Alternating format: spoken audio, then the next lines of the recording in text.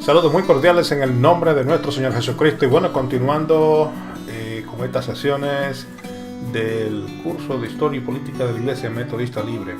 En esta sesión estaremos prestando atención a dos figuras que son importantísimas dentro del movimiento metodista. Justamente porque pese a que el movimiento metodista nace en Inglaterra, realmente pasa de ser un movimiento a una denominación y eventualmente a una serie de denominaciones wesleyanas. Ocurre eso en los Estados Unidos de Norteamérica. Así que es importante que para poder entonces llegar al punto de lo que es la historia de la Iglesia Metodista Libre como tal, necesitamos hablar acerca de estos dos personajes que son fundamentales en la historia del metodismo y a la misma vez de gran importancia como metodistas libres que somos. Y me refiero a las figuras de Thomas Coke y Francis Asbury. Nosotros no podemos tener, de hecho, un estudio completo acerca de la historia y política de la Iglesia Metodista Libre sin primero examinar la vida y obra de Thomas Coke y de Francis Asbury. Así que cuando hablamos de Thomas Coke, él nació en el país de Gales, en el Reino Unido, en el año 1747 y murió en Sri Lanka en el año de 1814. Thomas Coke es conocido como el padre del movimiento misionero metodista. Thomas Coke era más que un pastor, porque ciertamente era un pastor, pero más que eso era un misionero. Y su corazón siempre estuvo, de hecho, por eso fue que terminó, inclusive murió de camino hacia Sri Lanka, porque su corazón estaba en alcanzar al mundo más allá de las fronteras de su país de origen, para que otros viniesen a Cristo. Antes de ser ministro, Thomas Coke fue profesor de jurisprudencia en la Universidad de Oxford y también sirvió como alcalde de la ciudad de Brecon en el país de Gales. Y durante su tiempo como alcalde fue cuando Thomas Coke también se prepara teológicamente y es ordenado como sacerdote en la iglesia anglicana. Así que tenemos a un personaje muy interesante, porque era un político, era un alcalde que, estando en su servicio como alcalde, es ordenado como sacerdote anglicano. Por lo tanto, no solamente era alcalde, pero también era un sacerdote de la iglesia anglicana. Y mientras servía como pastor asociado allí en Gales, Thomas Coke es introducido al metodismo. E inmediatamente se une al movimiento.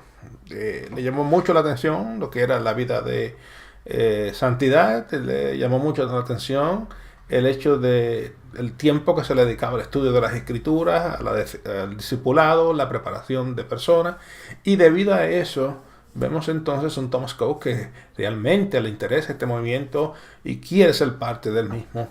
Así que él inmediatamente toma esa decisión. Pero esa decisión no es una decisión políticamente correcta. Por lo tanto, esa decisión de unirse al movimiento metodista le costó su posición, su puesto como pastor de esa iglesia. Así que básicamente ante esas circunstancias, no solamente le costó su posición como clérigo, pero también su posición como alcalde. Y él lo que hace es que se dedica a comenzar a predicar en las calles. Y estando él predicando en las calles, como hizo Wesley, reunió en muchas instancias multitudes de miles de personas. Su corazón era un corazón misionero evangelista. Y finalmente, en el año 1776, Thomas Coke conoce personalmente a Juan Wesley. Así que durante todos estos años, él había sido parte del movimiento, había estado trabajando, había estado predicando, pero nunca había conocido personalmente a Juan Wesley. Y es en el año 1776 cuando él personalmente conoce a Juan Wesley. Y Wesley queda muy impresionado con la figura de Thomas Coke, por lo cual eventualmente lo que hace Wesley es que lo promueve y lo nombra como superintendente metodista para el área de Londres. Así que Thomas Coke, de ser un predicador de las calles, reclutado por Wesley ya para ser parte del liderazgo nacional del movimiento metodista. Y acordémonos que en Inglaterra el movimiento metodista no era una iglesia. El movimiento metodista era un movimiento de renovación carismática dentro de la iglesia anglicana. Así que por esa razón yo debo hacer esa aclaración porque quizás usted pudiera tener la impresión de que ya el movimiento metodista era una iglesia. No, el movimiento metodista se convierte en lo que es una iglesia separada de la iglesia de Inglaterra una vez llegan ellos a Estados Unidos. Así que al concluir la guerra de independencia de los Estados Unidos, el obispo de Canterbury ordena a todos los pastores anglicanos de Estados Unidos que regresen a Inglaterra. De esa orden, y claro, es una orden de, me imagino, por ser el rey de Inglaterra, el jefe máximo de la iglesia de Inglaterra, estoy seguro que esa orden vino del mismo rey. A Wesley no le gustó esta idea. No le gustó esta idea porque estamos hablando de que cientos de pastores iban a abandonar sus parroquias para ir de regreso a su país de origen, dejando a miles de creyentes y de congregaciones a lo largo y lo ancho de los que fueron las primeras 13 colonias sin pastor, congregaciones sin pastor. Así que Wesley le pide al arzobispo de Canterbury que por favor cambie esa decisión, de que reevalúe eso y que se le permitan a los pastores anglicanos permanecer en los Estados Unidos, pese a que se había perdido la guerra de independencia y pese a que habían unas grandes circunstancias de enemistad entre los Estados Unidos e Inglaterra. Pero el arzobispo de Canterbury se niega. Así que vemos que ante esa situación, Wesley, muy preocupado por la vida espiritual de miles de personas en los Estados Unidos, las ex colonias de Norteamérica, toma la decisión entonces de tomar a 2 personas y enviarlas allí a Estados Unidos con el fin de que pudiesen ser de ayuda a las personas que estaban sin congregación allí.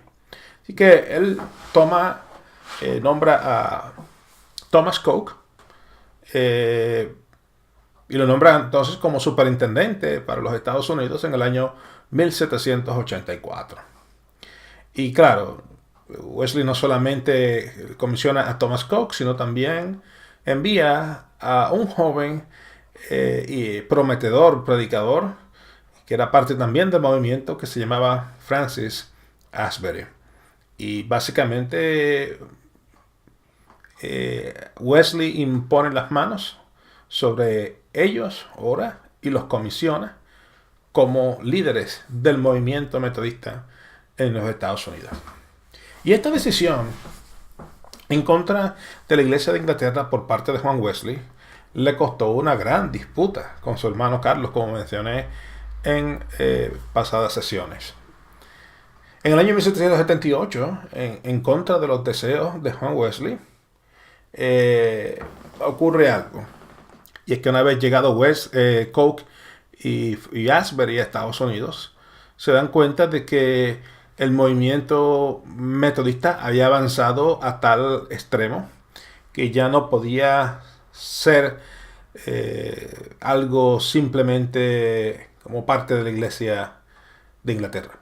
Y ante una iglesia en Inglaterra que no quería saber de los congregantes en Norteamérica en ese momento, fue una oportunidad para Thomas Coke y para Francis Asbury sencillamente tomar el movimiento metodista, que era un movimiento laico, carismático dentro de la Iglesia de Inglaterra, y convertirlo entonces en una denominación.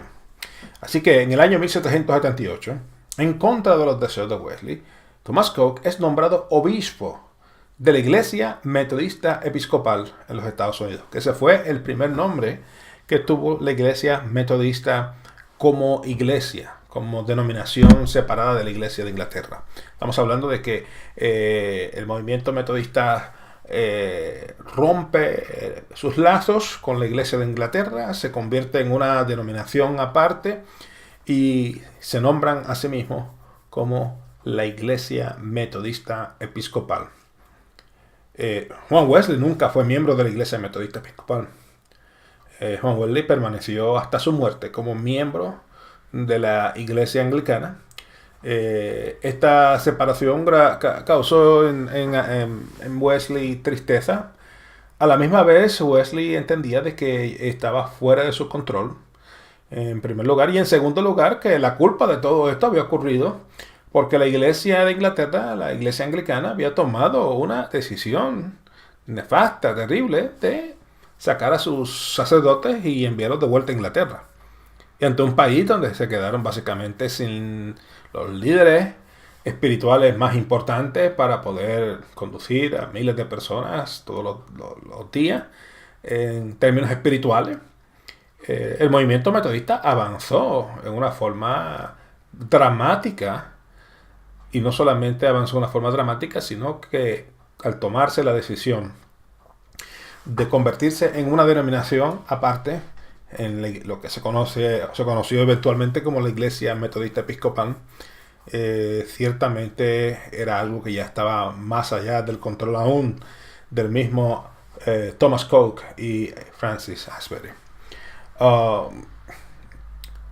Algo que me llamó la atención fue que, pese a que Asbury no era la figura principal en los comienzos iniciales, él sencillamente era el asistente de Thomas Coke, pero Thomas Coke sabía de que su tiempo era un tiempo de paso, era un tiempo limitado, su corazón era un corazón misionero, él pensaba que iba a estar allí sencillamente un tiempo, y pensaba que Francis Asbury, que era una persona más joven, y que era una persona muy apasionada, era un excelente orador, podía realmente dirigir los destinos de la nueva denominación en una forma mucho más efectiva.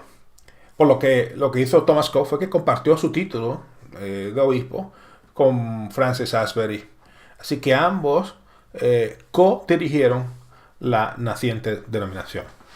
Y eventualmente ocurre lo que se sabía que iba a ocurrir. Después de esa transición, Thomas Coke regresa a Inglaterra. Y luego de la muerte de Wesley es nombrado como el líder nacional del movimiento metodista en Inglaterra. Y ya estamos hablando de que cuando ocurre esto, la iglesia metodista no solamente está en los Estados Unidos, sino que el movimiento metodista como tal en Inglaterra se separa también de la iglesia anglicana, y ya entonces Thomas Coke es la persona, el instrumento para poder dirigir esta naciente denominación allí también en Inglaterra. Pero nuevamente, Thomas Coke pensaba que esto era una transición de un tiempo en lo que otros líderes pudiesen tomar este rol de liderazgo, por lo que estuvo un tiempo, sí, su corazón estaba más en el campo misionero, así que viajó a Gibraltar, estuvo en Sierra León, estuvo en Canadá, dedicó tiempo para viajar, de hecho viajó unas 8 veces a los Estados Unidos, predicando en una de esas ocasiones en el Congreso, a invitación del presidente de los Estados Unidos, George Washington. Y Thomas Coke iba de camino para Sri Lanka y muere de un derrame cerebral masivo en las costas de Sri Lanka en el año 1830. De hecho, fue un 30 de diciembre del año 1813 cuando Thomas Coke pasa a morir con el Señor. Ahora bien, Vamos a hablar ahora acerca de esta figura tan importante e imponente en el metodismo, porque si por alguna razón, bueno, la influencia de Francis Asbury fue mucho más poderosa que la de Thomas Coke, por el hecho de que Thomas Coke estuvo muy poco tiempo comparado con la cantidad de años que Francis Asbury estuvo dirigiendo el movimiento en los Estados Unidos. Y él nació en el año, Asbury particularmente nació en el año 1745 en Inglaterra. A la edad de 18 años, él se une al movimiento metodista, comenzando a predicar entre ellos. Y al cumplir los 22 años, Wesley lo comisiona como predicador itinerante. Al final de la Guerra de Independencia, pues Asbury fue junto con Thomas Coke a los Estados Unidos como misionero. Y al romper los lazos, los metodistas con la Iglesia de Inglaterra, pues Asbury es nombrado como superintendente, cumpliendo las responsabilidades de ministerio con Thomas Coke. Y durante sus años de ministerio en América, vemos nosotros a Asbury que tenía un acompañante. Esta persona se llamaba Harry Hosier. Harry Hosier era un africano quien había sido, digamos, esclavo y que había sido liberado. Era un hombre libre, pero era un hombre que había sido de los esclavos que habían sido traídos a Norteamérica. Harry Hosier no sabía leer ni escribir, pero lo interesante era que él tenía una mente brillantísima y lo que hacía era que escuchaba a Asbury predicar y como era su acompañante, pues comenzó poco a poco a memorizarse las escrituras. Y el memorizarse las Biblias lo lleva a él a convertirse en un poderoso predicador. Tan es así que diríamos en gran medida que Harry Hosier era hasta mejor predicador que Francis Asbury. Y hoy día, por supuesto, el movimiento metodista rinde tributo a esta persona, quien por muchos años fue desconocida porque era sencillamente el hombre que le cocinaba a Asbury, el hombre que alimentaba el caballo de Asbury, el hombre que acompañaba a diferentes sitios a Asbury. Era básicamente la sombra de Francis Asbury. Pero esta persona, de ser la sombra, se convierte en un poderoso predicador. Ahora bien, una vez Thomas Coke regresa a Inglaterra y Francis Asbury se queda como líder máximo de la Iglesia Metodista Episcopal en América. Y por 32 años, Francis Asbury hizo exactamente lo que hizo Juan Wesley. Viajó por todo lugar montado en un caballo como predicador. Así que por 32 años, Francis Asbury viaja por todo lo que era en aquel entonces los Estados Unidos. Sabemos que el territorio era mucho menor que lo que Estados Unidos tiene hoy. Pero en todo aquel territorio conocido como los Estados Unidos, que viene siendo básicamente toda esa costa este de lo que es Estados Unidos, Francis Asbury viaja montado en su caballo, predicando el evangelio, plantando iglesia, animando a pastores, y eso tiene como efecto el crecimiento del metodismo a tal punto de que la Iglesia Metodista Episcopal se convierte en la segunda denominación más grande de los Estados Unidos. Asbury recorre montado a caballo unos 6.000 millas, alrededor de 9.656 kilómetros, predicando todos los días, predicaba todos los días. Y durante sus años de ministerio, la Iglesia Metodista Episcopal se convirtió en un grupo tan poderoso que, claro, cuando comenzaron ellos tenían unos 1.200 miembros, y de 1.200 miembros se convierte en un poderoso ministerio que tenía unos 214.000 miembros. Él tuvo la bendición de poder ordenar unos 700 ministros. Entre ellos, él ordenó a una persona que se llamaba Richard Allen. Y Richard Allen fue el primer ministro ordenado negro en los Estados Unidos, y quien más tarde se convierte en el fundador de la Iglesia Africana Metodista Episcopal, conocida en Estados Unidos como la AME o la AME. Y Asbury muere en el estado de Virginia y es enterrado en el estado de Maryland. Claro, Virginia y Maryland quedan uno al lado de otro. Ese es el área de donde está Washington DC, y ahí él muere en el año 1816. Así que debido a la cercanía que había entre una frontera de un estado y la otra, pues no es común que una persona muera en el estado de Virginia en aquella época y lo hayan enterrado en el otro estado, el estado de Maryland. Hasta el día de hoy, la figura de Asbury tan imponente, tan importante, son cientos de iglesias metodistas o nazarenas o metodistas libres o de otras denominaciones dentro de este movimiento wesleyano que nombran edificios a nombre de Asbury. Iglesias metodistas Asbury, el seminario teológico Asbury en Estados Unidos, que básicamente es el cuarto seminario más importante que existe allí en los Estados Unidos y es el seminario más grande del movimiento wesleyano.